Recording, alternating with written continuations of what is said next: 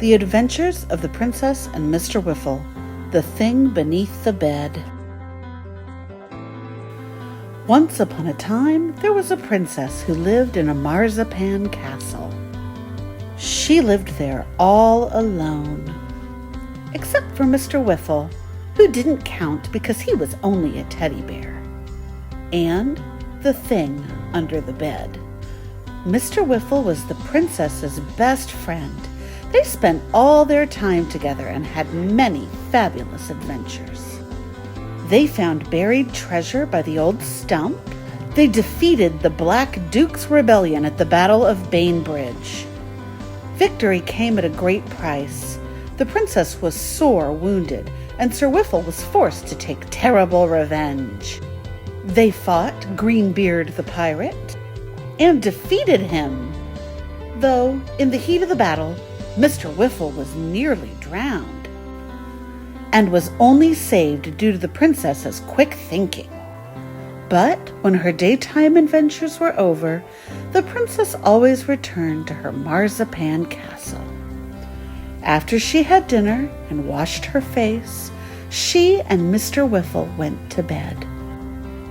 But they were not alone. The princess had never seen the thing under the bed because it didn't like the lights. During the daytime, when the bright sun was out, it hid in the deep shadows under the bed. It even hid at night when the lamps were lit.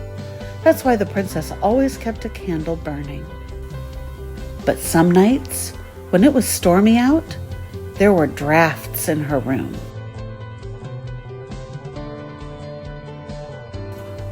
And then the thing didn't need to hide anymore. The princess had never seen the thing, but she knew what it was like. It had great wide eyes that could see in the dark, and great wide mouth for tasting things. It had thin, flat lips, and a wide, flat tongue. Its skin was greenish, grayish, brownish. The princess thought it was prickly like a nettle, or scaly like a fish, or slimy like a frog. But it was actually soft like velvet, so the thing never made any noise at all when it moved. The princess knew it had great big hands with great long fingers, and its long, long arms had an extra elbow, so it could reach out from under the bed. Reach up, then bend to reach the top of the bed and tickle the princess silly. Ending the first. One day, a package arrived for the princess. The princess loved the kitten. She and Mr. Wiffle spent a long time trying to decide what his name should be. The princess wanted to call him Mr. Muttonchop because of how he smelled. Mr. Wiffle wanted to call him Moloch because of his pointy, pointy claws. They compromised by calling him M.M., or Emmy for short. But then, Emmy got lost. He wasn't in their treasure mine, or in the old cave. Mr. Wiffle suggested they look in the river, but Emmy wasn't there either. They knew he couldn't get over the wall, or past the gate. They looked everywhere, but they still hadn't found Emmy by dinner time. That night, the princess couldn't sleep. Thinking about her lost kitten made her tummy hurt. Even worse, her candle was short, and the night was long, and her tummy hurt. Then the princess heard a noise from under the bed.